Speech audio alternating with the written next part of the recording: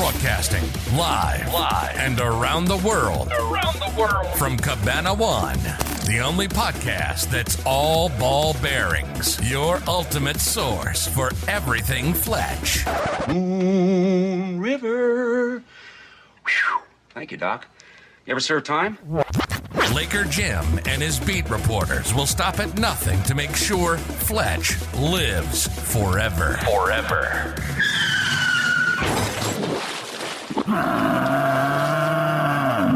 They don't shower much. This is Fletchcast. Welcome, Fletch fans, to episode 8. Sammy, great job with that intro. You nail it every single week. I'm your host, Laker Jim. Along with me, as always, my co-host, Jake and Big Bob. How you boys doing? Doing great week. Looking forward to this episode. Now, I got to give my boys a little time to regroup because we just recorded a huge Fletch Lives episode. And they're still spitting blood, pissing blood, bleeding. So as soon as this episode's over, I'm going to start slapping some napalm on that one. And it should be ready for you guys next week. Now, before we get to our special guest today, because I want to give him a proper introduction, I want to talk about last week's episode because I have some more information about that. Don't point, speak! So last week we covered the fact that unconfirmed, we got word that Anna Osceola is going to be playing Larry in the new movie Confess Fletch, which is a big deal. That's big news. Shortly after our episode aired, we also got word that IMDb officially credited her as playing the character of Larry, as well as some other characters that we'd mentioned in the podcast. So look at us. We're making waves. We're making things happen. And I think IMDb is pretty official. So once it's on there, I think it's good to go. But we're still waiting for official word. One way to find out. Yeah, there is one way to find out. All right, this is exciting. Let's play a little clip of our first guest's work. What's your name? Fletch. What's your full name? Fletcher. What's your first name? Irwin. What? Irwin Fletcher. People call me Fletch. Irwin Fletcher, I have a proposition to make to you. I will give you $1,000 for just listening to it. If you decide to reject the proposition, you take the $1,000, go away, and never tell anyone we talked. Fair enough? Is it criminal? I mean, what you want me to do? Of course. Fair enough. For $1,000, I can listen. What do you want me to do? I want you to murder me. Ooh, I can't wait to hear the voice.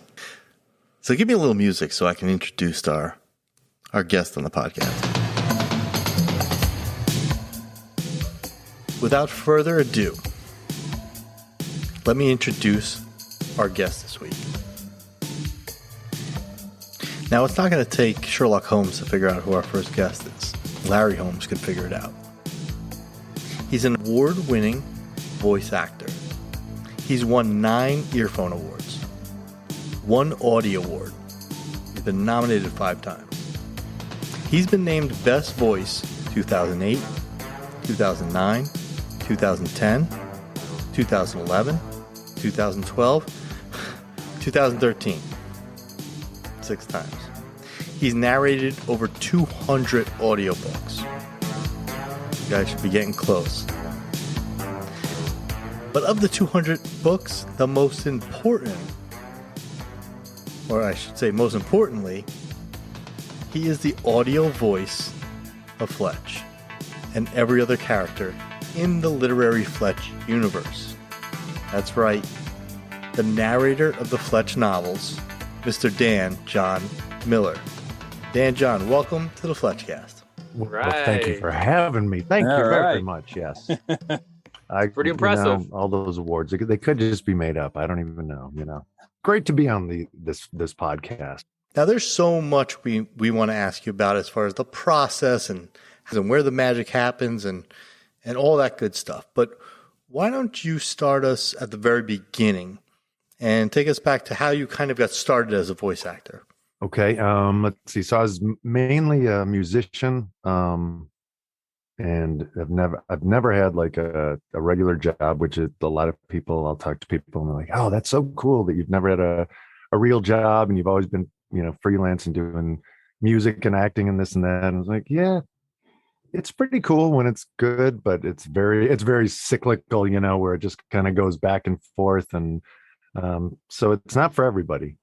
We stopped, and then my wife and I knew she was in the band too, Tracy, my wife, and so then it was just kind of like, all right, what are you gonna, if we're not gonna be touring, what are you gonna do? So then it turned into, well, I guess I'll, put some effort into acting. Then like the writers went on strike, and they just said, like, if you want to be an audiobook narrator, people really love it if you can sit there and just like not drive yourself nuts after like 3 or 4 hours of recording. And I guess some people can't do it, because and I think from being a musician, I'm okay being in a windowless room and it's claustrophobic and you have headphones. And when you're doing an audiobook, you really just have to be still, and you just have to just kind of sit there and be into the story. And I think it's the hardest is when it's not a good book and the writer is not getting you as a reader, which I'm sure you guys know from reading. There's certain books, and when you're just lost in it, it's great. But when you're just like, all right, how many more pages to get to the end of the next chapter? And that's and I think with all the Fletch books, Gregory MacDonald is just right from the beginning, it just felt like there was a lot of depth to his character, and all the, even the ancillary characters, they were all unique, and the humor was great. The psychological stuff was great. There's a lot of really just great things about it. And it's a lot of dialogue too. Yeah. And the way it's written is really odd too, because it's, he would just jump from one scene to another and you didn't have any warning, but it keeps the story moving. And I don't know. I really love that stuff. There's an audiobook that I did that was a pretty great film called Let Him Go. That was another one with no punctuation. And it was a challenge to narrate, but it was just so well written and so great. And the character's so great. So it's, that thing of as a audiobook narrator that you got to just really do your best to honor the author, and you just, it's a little bit, I think, like giving a 16-year-old or something who's not been driving that long, like, here's the keys to the car, have a good time, we're taking off for the weekend.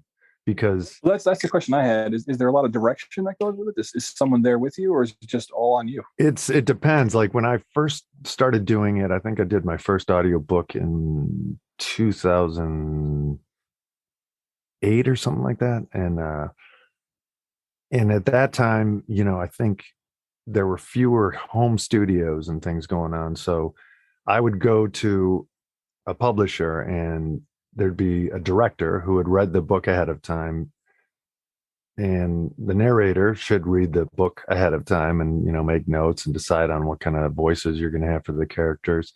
And then there would be a third person, an engineer who had never read the book. And so the engineer would be a great objective, third set of ears to say like, yeah, I that kind of does jump out and it gives it away, or I can tell something's coming or something like that. So that was really the best thing. And now a lot, especially with COVID, a lot of it is just the narrators at home by ourselves, kind of directing ourselves, and it can be tricky, but there's good and there's bad to it. But you just got to kind of keep the energy up, I think, after a long day.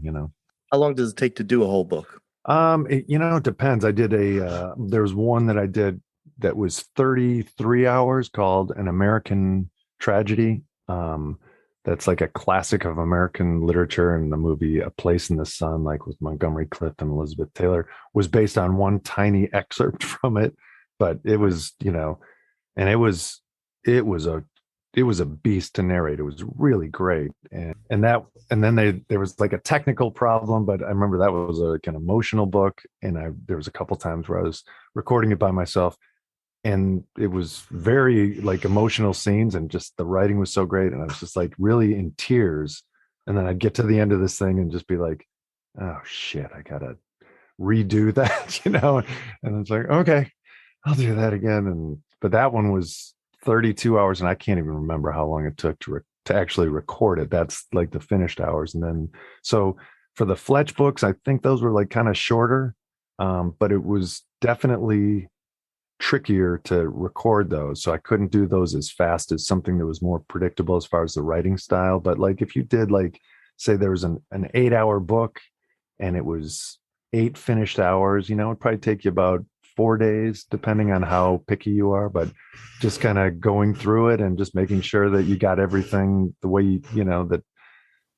And a lot of times if you're recording with somebody else, they'll just be like, no, that was fine. But then you get something in your head like, no, that didn't sound right. And then, but you can't get everything perfect. So you just try to make sure that you're telling the story and, and keeping in mind that you're not presenting to an auditorium of people or anything like that. You're just pretending you're just telling a friend a story, basically. Do you get so you say you get the book and then you basically read the book and you're making notes of maybe how you want to present the character and the voice, and then do you bring that back to the publisher and say, this is kind of what I'm thinking about, this is my thinking of what I'm going to do with this? Sometimes, but I have to say more often than not, it's more that, like I was saying, that drunken 16-year-old, here's the keys to the Corvette or whatever, of just like, which I was shocked at when I first started doing it. It's like, wait, so I just get to decide anything, these characters. So I can make this one guy, really nasally and give him a Southern dialect, but and then but a lot of times they won't give clues.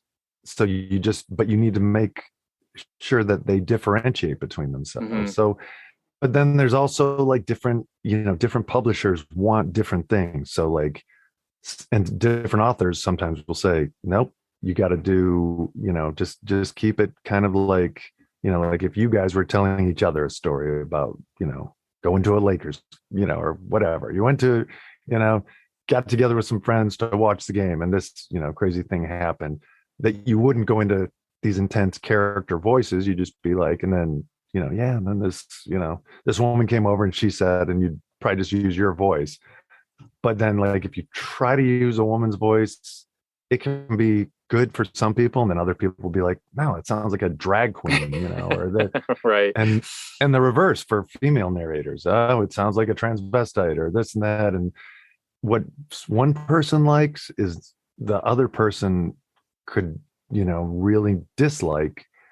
And then I've had a couple of books where I really loved something, and then I'll talk to the author, and then the author has pretty specific ideas of what they want. It's like, yeah, I think this would be, and they'd give somebody from a TV show or a character from a novel, and then you're like, I don't want to do impressions of this, Right. and then I think that's when I figured out early on, like, publishers do not want narrators talking to the author, because it'll turn into something really kind of I don't know if it'd be awkward, but it'll just turn into a bad situation, because then they'll dislike this, and he said he was going to do this. And so I think the big thing is, when they're giving you the keys to the car, and that's kind of the way I look at it, is like, and especially something like the Fletch series, you're talking about something that's really,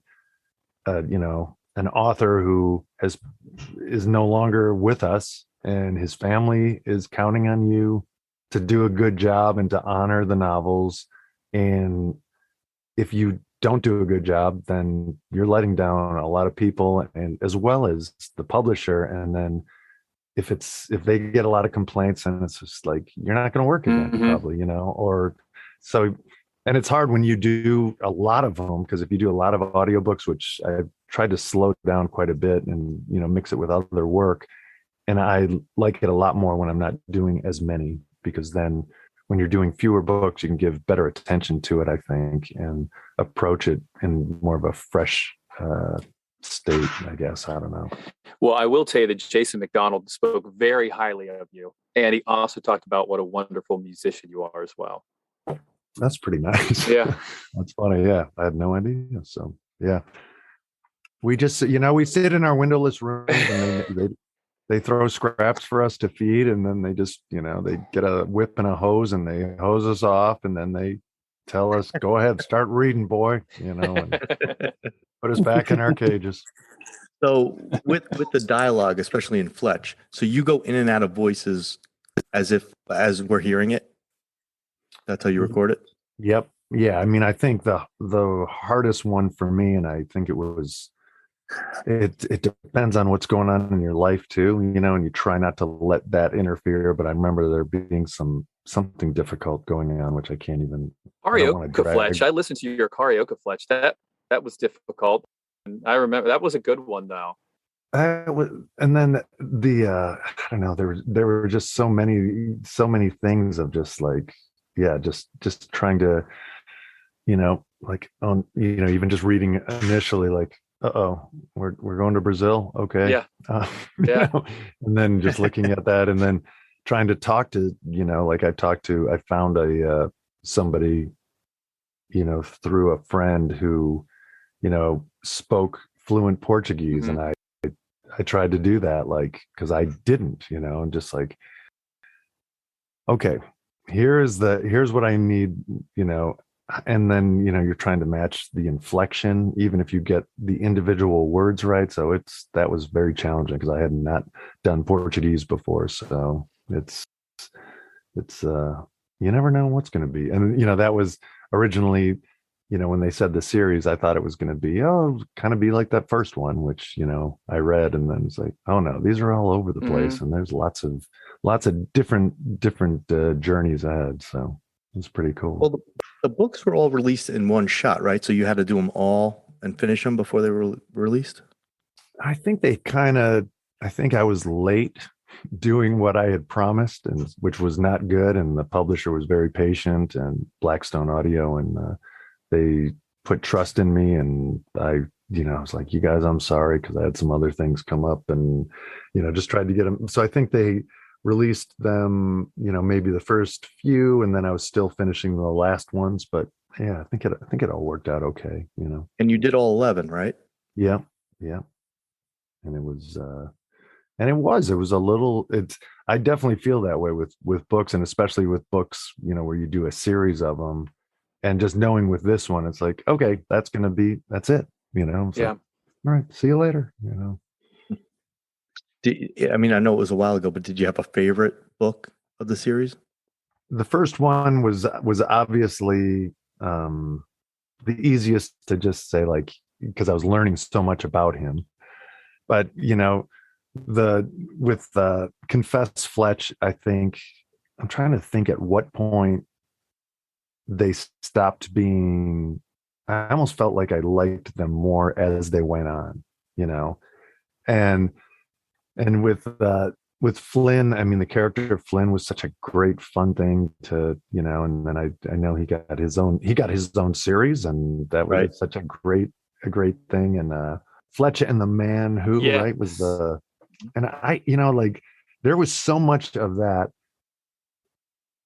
with the Fletch and the Man Who, where it's just, there was so much foreshadowing of what went on, what's going on in American politics now, and what was going on then, and his kind of sardonic view of it. And just, there was something really that connected with me with that one. And I don't know, what did you guys think of Fletch and the Man Who, as far as like just the story of it and everything? Because I remember thinking, like, God, this is really just fascinating, because it just really was ahead of its time as far as what was going on and what was to come in American politics. Yeah, I just finished it, actually. I just read it again, and I agree with you. I think it's great. It's interesting to get that perspective of the campaign trail, and just how much pressure it is, how constantly exhausting it must be, just going from place to place over and over again.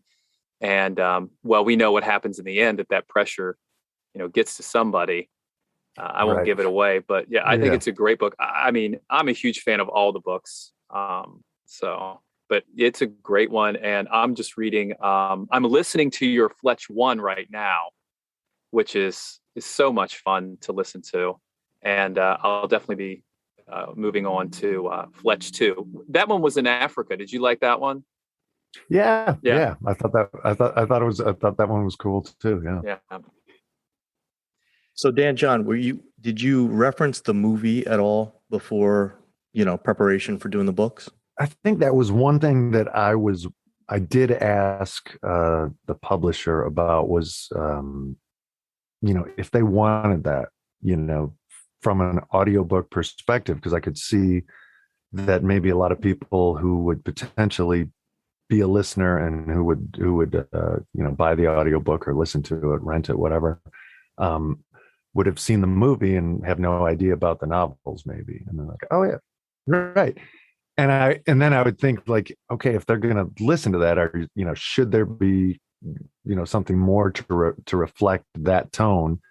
And they just, I think they were just like, no, it's the book. It's about Gregory McDonald's, so. Especially because I think when you listen to it, you're picturing Chevy, you're picturing Chevy in this story. And it's funny, like, to be honest, it was so different for me. Like once I had read, I think that, when I was prepping it and just reading the first, 100 pages or something like that, I could not imagine Chevy Chase in that novel. Yeah. For whatever reason.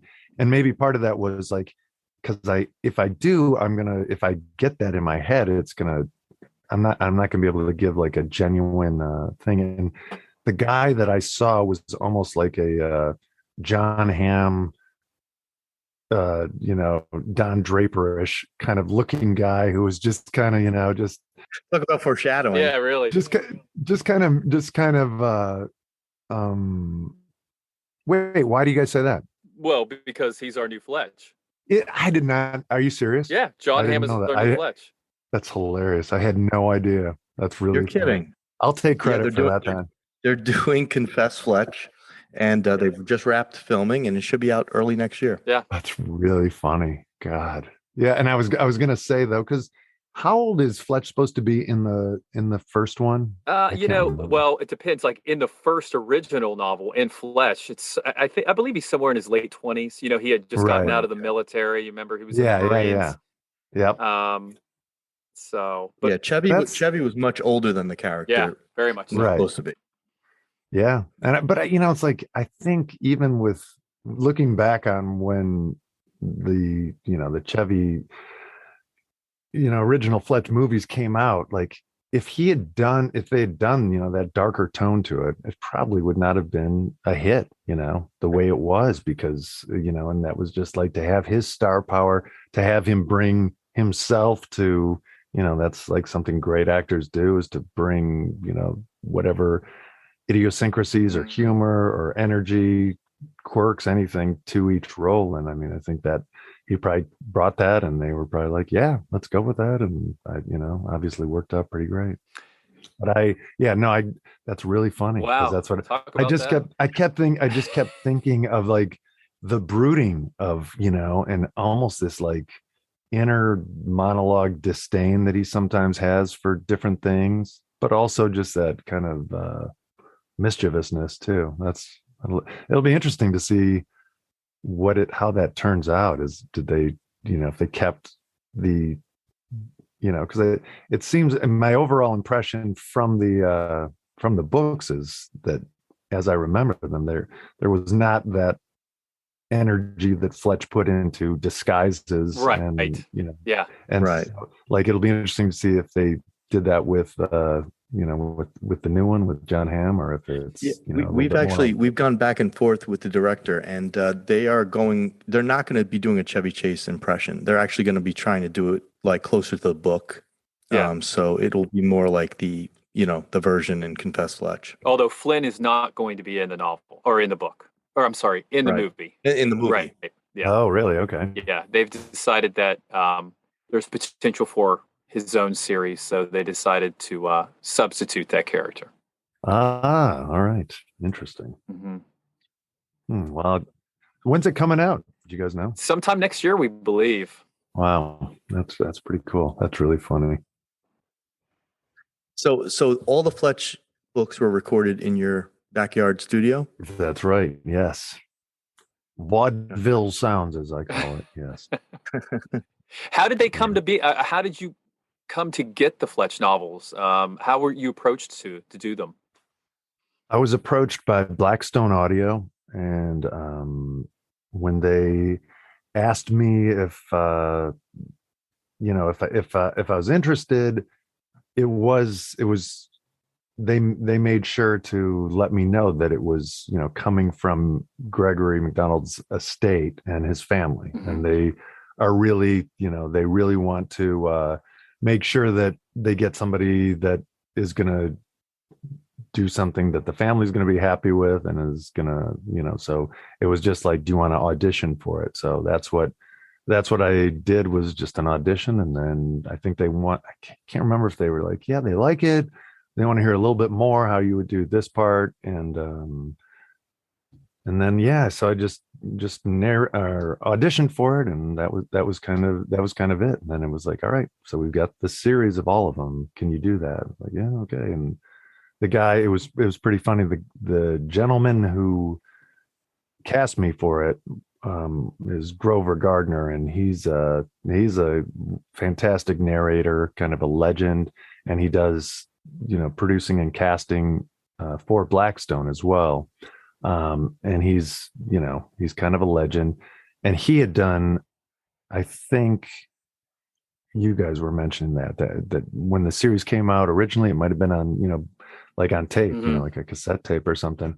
So he had done it, and then the license ran out or something, so they needed somebody else to do it. And he was like, I already did it. So, he passed the torch on to me. And then after they came out, I definitely read some reviews of people, like, God, they should have gotten Grover to do it again, because he was so good. I don't know, that's who the voice of Fletch is, and you just no. But I mean, you're our voice. Well, but it's that thing. If you've heard it before, then like you just try to you just got to approach it as best you can. And he was really nice, and he had some good tips for me too, as far as not feeling pressured to do anything over the top, and just to keep it more kind of even keeled, but also to the way it's written, just to keep the flow going, and to not have it's something I was surprised about with audiobooks, is that I had done The Lords of Discipline and Prince of Tides by Pat Conroy, who did Great Santini and a bunch of incredible books. And I remember doing, I think it was, I can't remember which one, but like really heavy, emotional, psychological things with these characters that were just fantastic. And then just like really almost like, not to sound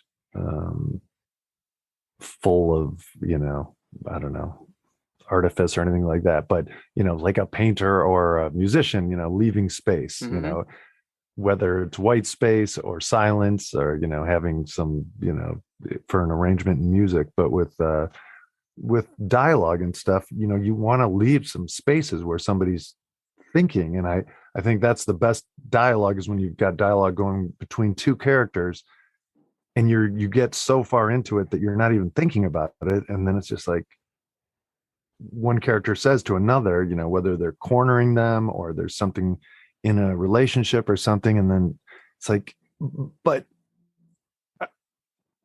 it's just that thing where there's just nothing to say for a second while it all registers in the person's brain before you come back. But if it's, like kind of almost 1940s Hollywood snappy dialogue, which can be great sometimes, banter, but I think, but I think those spaces are really great. And I think he had that written into the novels, and then he also had the very fast paced dialogue too, which was really fun to do too. So I thought it was fun to narrate from that perspective, that you got a good blend of both those things. Now, you sound like a pretty down to earth guy, but We all have our moments.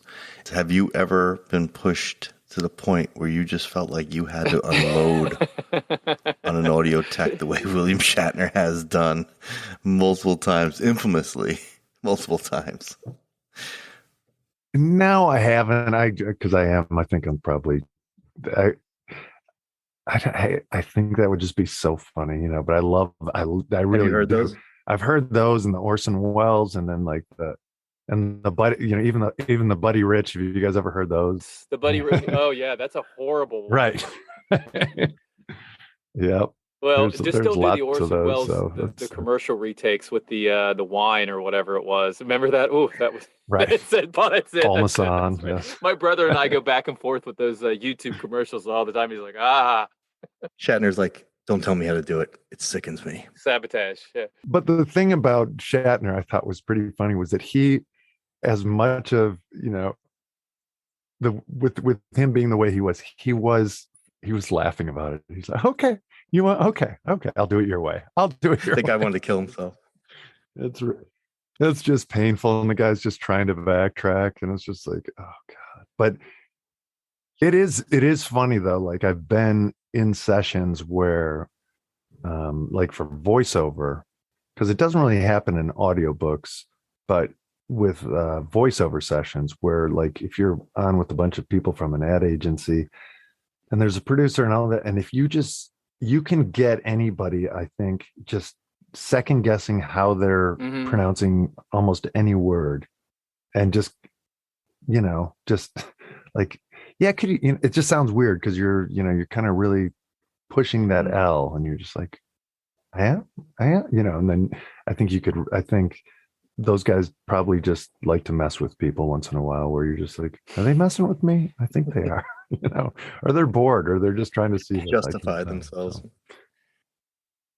So it's a weird thing. And then with the pandemic, it's interesting too. And then I think one of the reasons I never got into proper acting as a kid in high school, and as we called it, junior high, back before middle school. But it's just that, so many actors are really, narcissistic, very self-focused people. And then it's like, yeah, I couldn't, like, I didn't want to be around those people. So that's why I didn't. And now I look back and I'm like, I should have just been a little bit, had a thicker skin and just like gotten in there and just maybe even just infiltrated the system and messed with them. And that could have been in a Fletch-like way, just like, all right, these guys need to be dragged down because they're so full of themselves, Certainly when you're writing a character, I imagine so, but when you're reading a character, can you also delve into his subconscious a little bit? And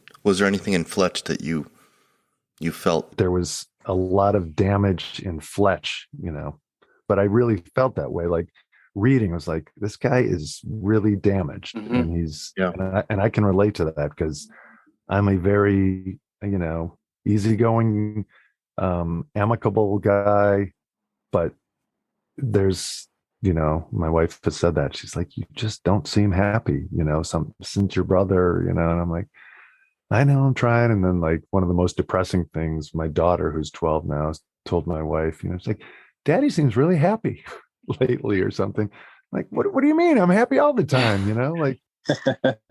So you said you felt like, Fletch was a damaged character. What else did you take away from doing the books and his character? I don't know, it's interesting just thinking about the clues that he, put in there, because it'd be interesting to talk to his family to find out, which maybe, did you say you had that, Jim? Like, you know his family, or? I know his family. Yeah. Oh, yeah. Okay.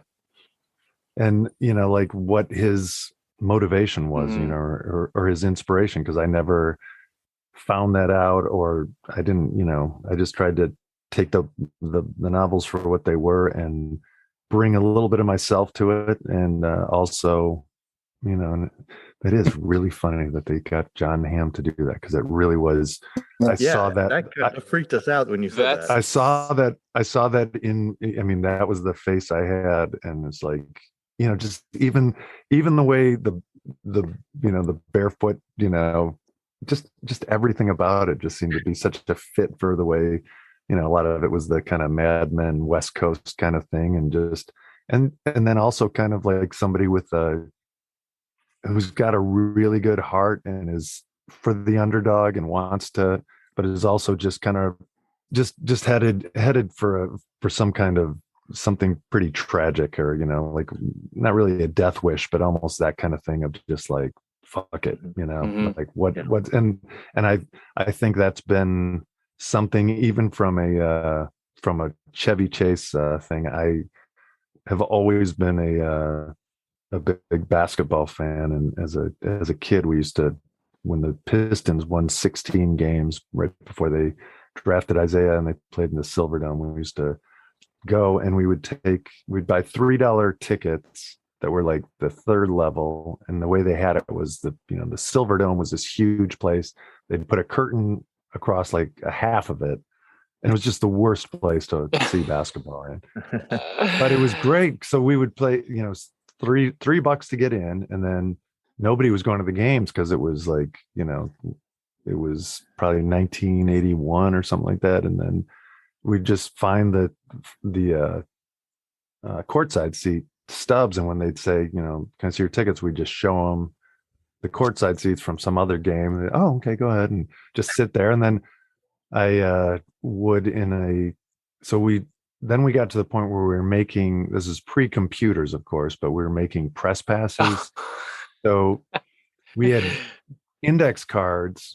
It's kind of Fletch like, I guess. So we would just do like, we had these, so you take the back of an index card, you get scratch letters off, and I still have them somewhere, but it was just, Daniel Miller or Dan Miller, and it had a black and white picture of me. And, I'm 16 at that point, but it just said like, verbiage that made it look official, and it was for Sports Illustrated, of course. And I just got into every Detroit Tiger baseball game. I would just flash this thing, and I would have a camera bag with me because I love taking pictures. So, and then I've just got, like a lot of photos of like, Paul Westphal, Dennis Johnson, like all these stars. And even though the Pistons were horrible at that time, everybody else, there were just some incredible stars, and I'd just be under the basket, shooting. And then when the Pistons finally beat the Celtics and I'm sure you guys completely agree with this, but when the Pistons were completely robbed by the refs when they played the Lakers the first time with the foul call on Lambeer for no, but the first time they beat the Celtics and got there, like, it was funny because our next door neighbor was like, "Did we see Dan in the locker room with the live newt?" And it was like, "Oh yeah, he was in there," just like this goofy 16-year-old kid celebrating in there, which was really fun. And then I still have my Milwaukee Bucks warm-up pants that I stole with another friend, and I think I have Junior Bridgman sweatpants that I still wear. They're pretty sweet, like kind of late. Dan, you're not going to believe this, but you and Laker Jim lead a very similar life. Jim did the exact same scam in Dallas when he lived there working with the Cowboys. He was constantly printing out fake pet press passes, going on the sidelines of the Cowboy games. Great minds think alike. It's almost, as I'm listening to this, I'm dying laughing to myself because he did the exact same scams. Admit it, James. You know why? Because it is very Fletch like. If you act like you belong, people will just assume you belong there. You know what I mean? It's confidence. Right. It's the confidence that Fletch has. It's being able to talk, confuse them a little bit, and act like you belong there. It's basically the equivalent now that people do of like, if you were going to try to get past some security guard, of just like, all right, you'll be on your AirPods or your cell phone talking and just kind of like, being preoccupied to try to get by. And at that time, there wasn't anything like that, of course. So, and I remember going to a Pistons game I was still not, just this tall, skinny, geeky kid. But somehow my friend and I got a couple of girls to come to a Pistons game with us, and we had no shame, but we're just like, so here's the deal, you guys. So here are the tickets. These are the floor seats. Just keep your thumb over so they can't see what game it is. And when they do it, just don't, do not, you don't look them in the eye. You just, or, you can just like say, yeah, but just you belong, and just go by. And the girls we were with just, it's like, that was not how you do it. That's too funny. And we're just like, they're just like, no, you belong. Just exactly what you said. Like, of course. And if they don't think you belong, you're offended. You got to go at it. And my most pitiful thing that I did, we went to go see a concert at, I can't remember who it was. It might have been David Lee Roth era Van Halen or something when we were in high school. We went to downtown Detroit, and I was in the back of our station wagon. I was 15 and my brother, I think, was 17. And I decided to make a last minute press pass for Cream magazine, which was based out of Detroit. And I was cutting out the letters and I lost an E. So I told them I was from the French magazine Crème. So.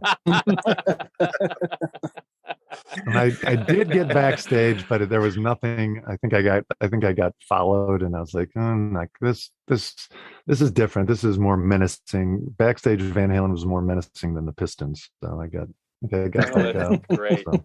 So, I can't say I was a big Dallas Cowboys fan as a kid, and even was a subscriber to Dallas Cowboys Weekly. But once Tex Schramm sold the team, I was done. And once Tom Landry wasn't the coach, I was done. Yeah, a lot of people in Dallas feel that way still. And actually, LJ is going to the game this weekend or next weekend, right? Wow. LJ. That's pretty funny. But yeah, I do think that that is funny about the making a fake press pass or anything like that. And there was a guy, I don't know if you guys remember, and I was even going to joke when you said that about him. Was it Jim doing that too?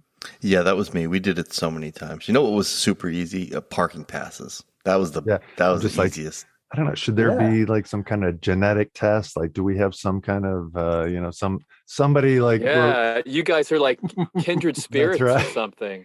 It's funny that you say that because you either have that or you don't. And maybe you can teach it, but there are certainly people that cannot handle that type of thing. They just freak out in that situation. Just call it the Fletch gene is what you guys have. the Fletch gene, yes. Like Catch Me If You Can, the movie. You guys are just like that. You guys are the great imposters. Yeah. Like he said. Right. It'll be interesting to see how that comes out with the new movie. I'm excited to see. Well, it, so. I mean, yeah, absolutely. You should be super excited for it, since it seems like in your that's who Fletch is. You willed that to happen. Yeah. Well, there is that thing with just, he does capture that broodingness, and it's such a hard thing to convey in a film, is just that melancholy darkness, and to keep the story moving. But hopefully, who's directing them? Do you know, or who directed it? Greg Mottola is directing it. Who did Superbad and did some other features. And he's really excited about it. It sounds like it's going to be great. They followed the book, as we talked about, a little bit more compared to the original Fletch. And reading it, that Confess Fletch is a great book too. Yeah, it's a great story. So I think it's just a natural, and it is in terms of writing, it is the true sequel to the movie. Second one, right? Yeah. Yep. Or to the original book, outside of Karaoke Fletch. Yeah, outside of that Karaoke Fletch. But so we'll see.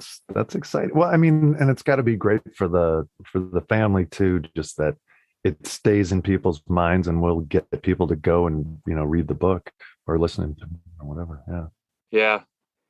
And we're trying to do our little thing here. Well, I think that's like when you guys contacted me, it's like, man, that's super cool that somebody's doing and just because there are just things where I don't know, just like things can fade away to nothing. All right, well, Dan John Miller, thank you so much. You mentioned a legend, and you to us are a legend. Well, thank you guys. Thanks for having me, and that makes me feel nice. So thank you very much. Thank you. And let me just conclude with that. That was a foul on Lambier, and Kareem earned that foul. Hands were straight up in the air. You don't even challenge the skyhook. I get, and and he is Roger Murdoch, so I guess you're right. That was fun. Thanks again, you guys. Well, that about wraps up this episode of Fletchcast. We'd like to thank our guest, Dan John Miller, the voice of Fletch. If you haven't heard Dan's work, download a Fletch audiobook today. You will not be disappointed. The man is amazing. What a gift. You can visit him on the web at danjohnmiller.com or on social media at danjohnmiller. Check out his band Blanche. We'll link to some of his music in our show notes. Everybody's been writing in about Everybody Wants Fletch Lives. So next week, you're getting what you wanted, the Fletch Lives episode. For Dan John Miller, Jake, and Bob, I'm Laker Jim. I'm going to go catch the last 10 minutes of Dynasty.